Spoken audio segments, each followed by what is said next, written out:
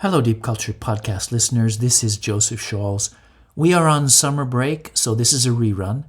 We're going to listen back to one of my favorite episodes, Rubber Time or Slaves to the Clock. I love Ishita Rai's thoughts about how time is experienced in India, and Yvonne talking about Dutch parents regulating their children's schedule, and of course, Edward Hall. We'll be back in September with Season 4, so in the meantime, enjoy. You said you care more about that machine on your wrist than the friend in front of your face.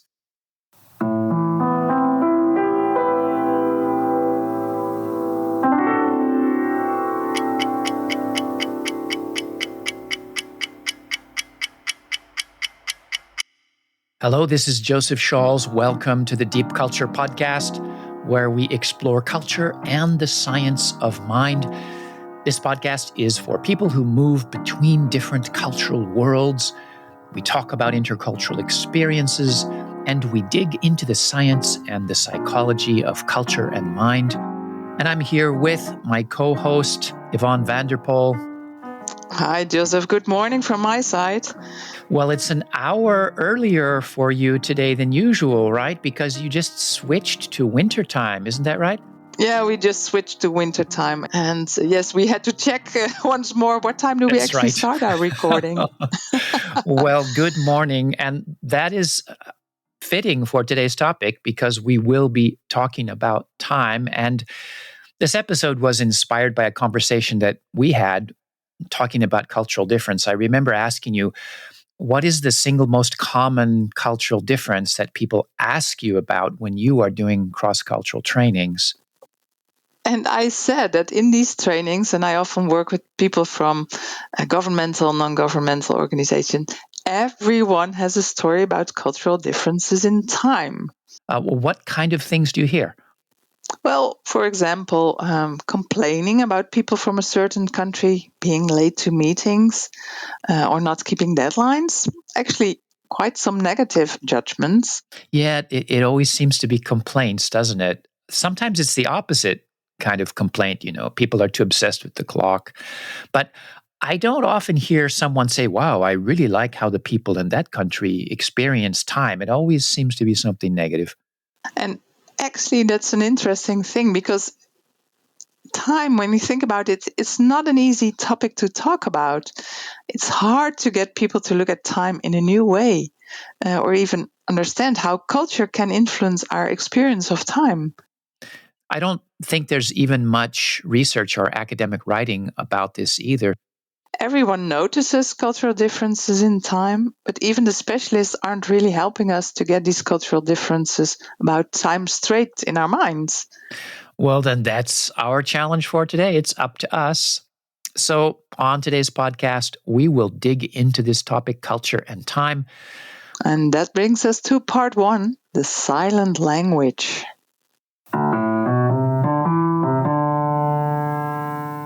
Yvonne, you said that in the trainings you give, there's always someone that brings up issues related to time. Many participants in my trainings will have a Western background, and they come up with questions like, how can we get the input of everyone in the project cycle on time? Or how can I make sure we can accomplish our project planning on time? There's indeed this emphasis on time. And these people are often really frustrated. Well, and I suppose what they want is that you kind of give them some magic words that will get their partners to perform on the kind of schedule that they expect. Exactly. What about you, Joseph? Well, I teach students from all over the world, and it's a topic that really gets students heated up. Not long ago, I had a Turkish student arguing with a German student in front of everyone about, is it unreasonable to be upset if your friend is 20 minutes late for an appointment and doesn't apologize? Okay, and what did the German student say? Well, he said, well, friends shouldn't waste my time, so it's natural to be bothered if they don't apologize. And the Turkish student? Well, the Turkish student said, oh, come on, they're your friend. Why would you make such a big deal out of it? So we hear this kind of thing over and over. Why are people from that country always late? And the other way around, why are people from that country so obsessed with schedules and deadlines? Which leads to all those negative stereotypes that we've been talking about. So, what is going on here, Yvonne? Well, let's turn to the master. As you know, the person who has done the most to shed light on this topic is Edward Hall. I'm always happy to bring up Edward Hall. His classic book, which he published in 1959, was called The Silent Language. And silent because he discussed how unconscious culture shapes our perceptions. Yes, and so the silent language relates to how we communicate using space and time. By giving someone a larger office, we make them feel important, and by keeping someone waiting, we may insult them. So, in that sense, time talks. It's not simply a way to keep track of activities, it is integral to human life and communication. So, what were Hall's insights about time? Well, his genius was to identify patterns which we don't normally think about consciously. Hall pointed out that time is not simply a matter of minutes on the clock or the changing of the seasons. Humans organize their behavior with different time systems or feelings or time logics, and that we take these for granted as though they are the same for everyone. But in fact, they are deeply influenced by culture. So I like this quote here from Hall, and this is a slight paraphrase. People in the Western world, particularly Americans, tend to think of time as something fixed from which we cannot escape, just like the air we breathe. When I work with Westerners, this sounds like the way they relate to time as well. These different time logics become the source of all these stereotypes that we hear. Yeah, and it's interesting. People who complain about others being late often don't realize there are stereotypes about them too. For instance, they are always pressuring people to hurry up, or they don't take the time to get to know the situation, the context, the people, or they have unrealistic expectations about how long things take. So these are the stereotypes, each coming from these different points of view, these different time logics. But that raises the question, what exactly are these different time logics? And then how can we be bridge people between them? And that brings us to part 2, rubber time or slaves to the clock.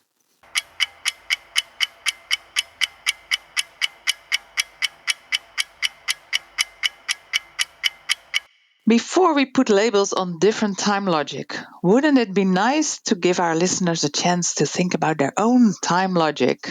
So let's do a little mental experiment.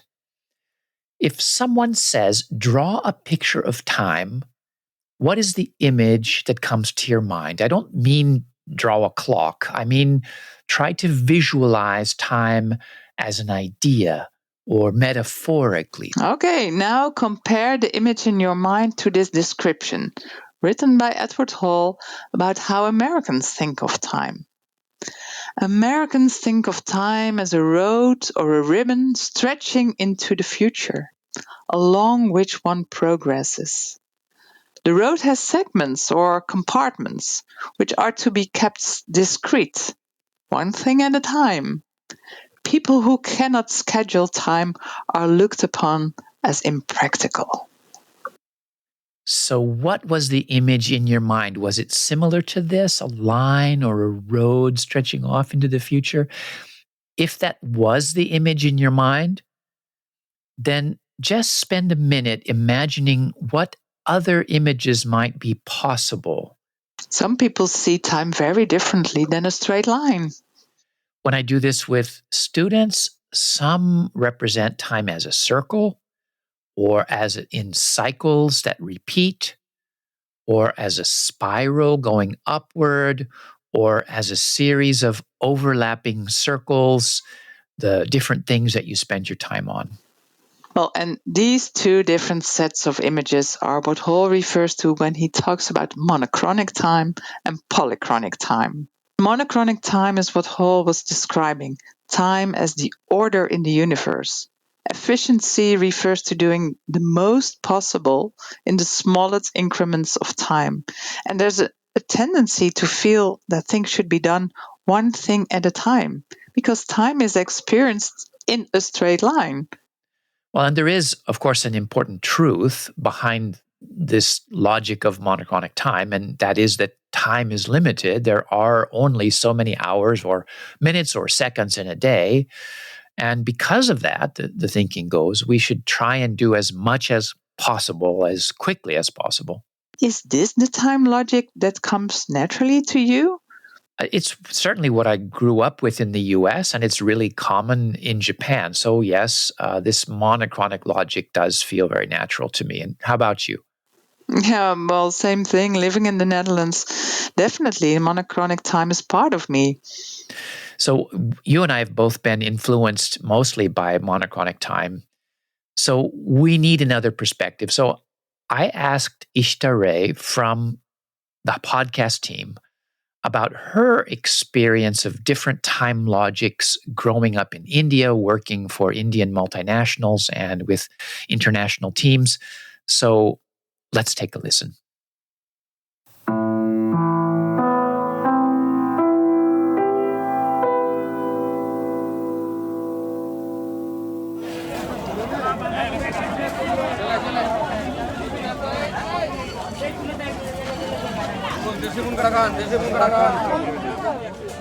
In my family, everyone is a stickler for time. Everything happens by the clock. This might seem normal if you grew up in a country where people pack their schedules and live by the clock.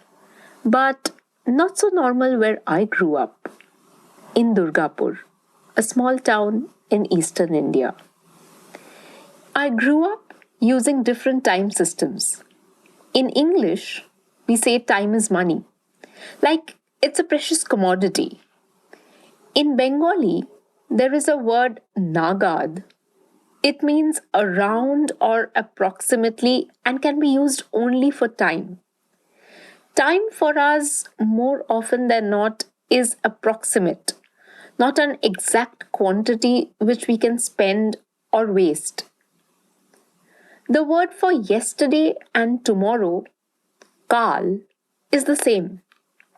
In Bengali, the word kal could mean yesterday, tomorrow, time, or season, depending on the context.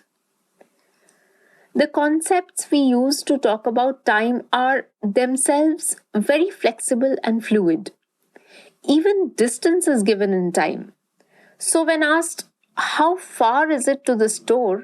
We say, it's a 10-minute walk.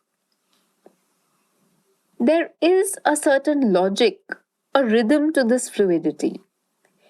India is primarily an agrarian society with vast shifts in climate and temperatures within a single year. So time cannot be viewed as linear, static, or be defined once and for all. Time must depend on context.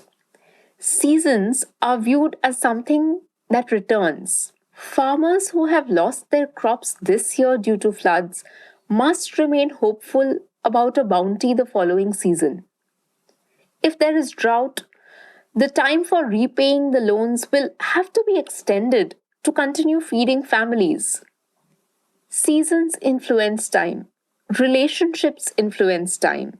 Community influences time. Life influences time. In my modern work life, I do understand the logic of the clock.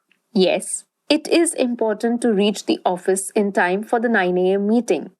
But do I ignore my neighbor whose car has broken down and needs a lift? An unwell loved one who needs to go to the doctor?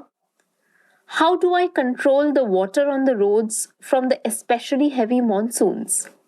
Does this mean the meeting is less important?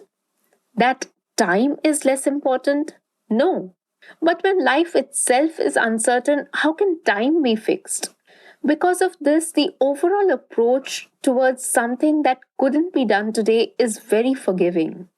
There is always a next time. So, what about when setting timelines in an international project with multicultural team members? Does one stick to deadlines no matter what? Or should some things be left flexible? Well, it depends.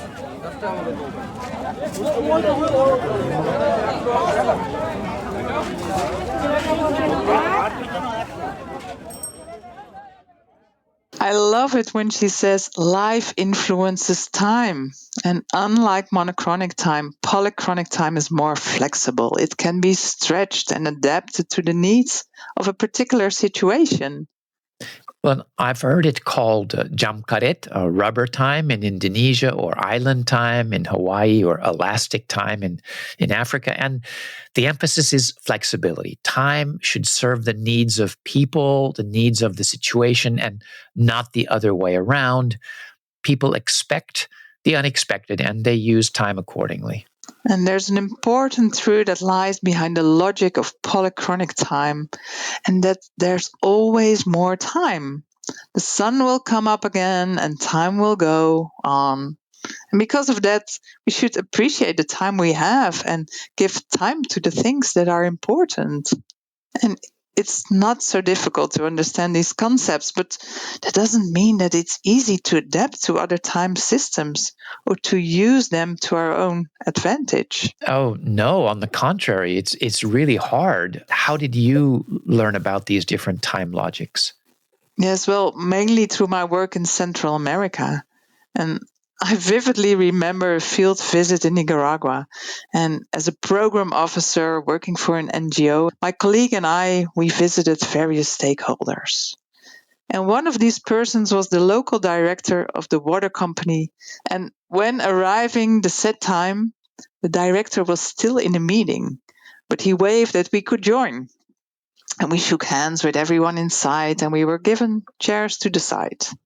So he invited you in while there was another meeting with someone else that was still going on? Well, yes, and we were a bit embarrassed actually because their conversation seemed to be in a crucial phase. And were we supposed to hear this, is what I thought. And when it was finally finished and we thought that our conversation could start. So it was going to be your turn, right? Well, right. But then the secretary passed by, the director excused himself a moment, returned, and answered an incoming phone call. And other staff members came in to ask questions, so they got instructions and so forth. A lot was happening at the same time. Also, you were kind of integrated into the environment, and then eventually you did get to talk to him, right?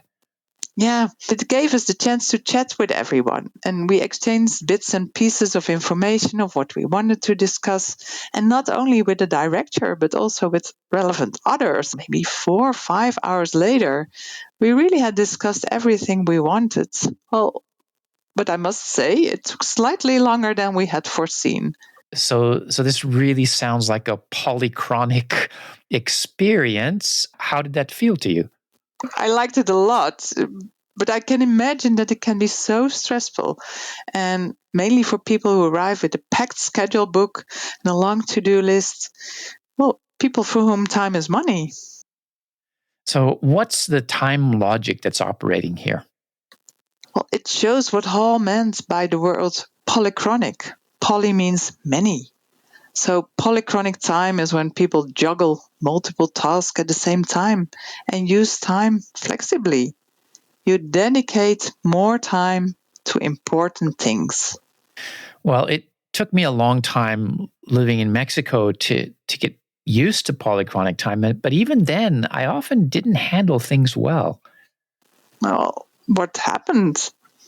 Well, I was living in central Mexico, this beautiful city of Zacatecas, cobblestone streets and plazas and churches, and I walked everywhere that I went. And on one occasion, I was walking towards the central plaza to meet my girlfriend, and I was walking a bit quickly because I happened to be a bit behind schedule.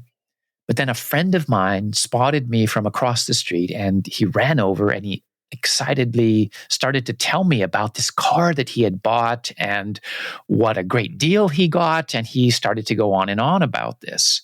Well, I was interested, but I was also feeling kind of impatient, and it was making me more late. So eventually I kind of pointed at my watch and said, "Oh, sorry, but I really have to go." And when I did that, he stopped in mid-sentence. He looked at me, he looked at my watch, and he said, "You are so American. Como eres americano." He said, "You care more about that machine on your wrist than the friend in front of your face." Oh, wow. That's painful. At the same time, it's also a great story that shows people can get frustrated by monochronic time too. Yeah, with polychronic time, you give time to that which is important. So why would you ever blame your watch for cutting off a conversation with your friend? And which raises the question, how could you have ended the conversation more artfully, given that you really didn't want to stay much longer? Well, if I had understood the polychronic logic a bit better, it would have been easy. I just needed to explain to him, my girlfriend is waiting. And he would have understood why I was in a hurry and that I needed to go, and he would have sent me along my way. But it's not easy to learn a new time logic. Why should that be? Well, that's what brings us to part 3, embodied and embedded.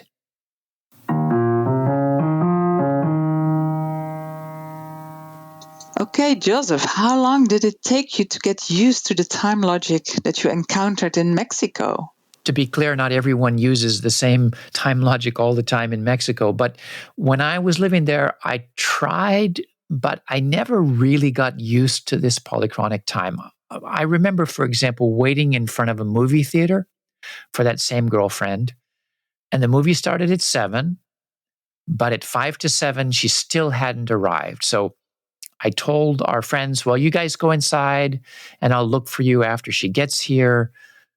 But I was getting irritated because I hated to miss the beginning of the movie. And I was thinking to myself, she's going to make me miss the beginning of the movie. And that's definitely not okay. There can't be a cultural excuse for that.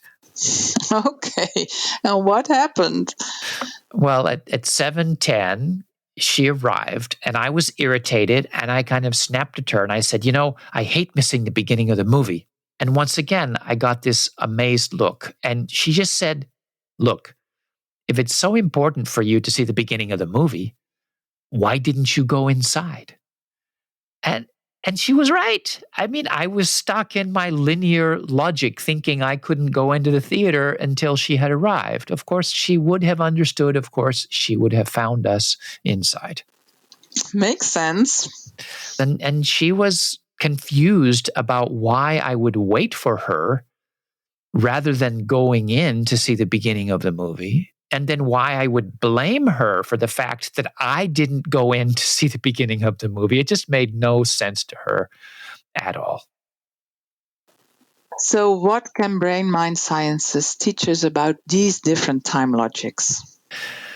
Well, time differences are hard to adjust to because they're such a deep part of the intuitive mind, this unconscious autopilot that we rely on so much in our everyday life. Yes, and in terms of brain and mind sciences, we can say that time is embodied and embedded. So it's embodied because we internalize these time systems and these expectations so thoroughly. And it's embedded in the environment around us. That is to say that these patterns of time are in our environment.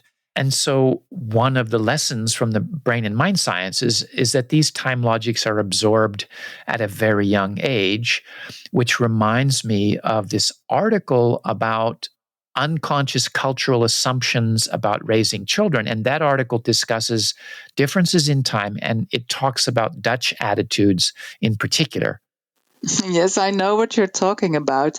It refers to the famous 3 R's, rust, regelmaat en reinheid. And in English, rest, regularity, and cleanliness.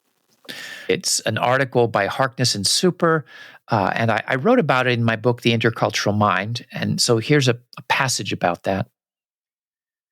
In contrast to Italian and American parents, Dutch parents spoke at great length of the need for regular routines and getting enough sleep. Dutch parents emphasized the need for regularity.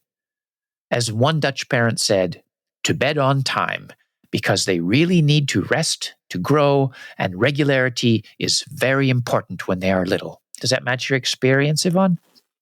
Oh, definitely it does. And rest and regularity are still integral values in bringing up children.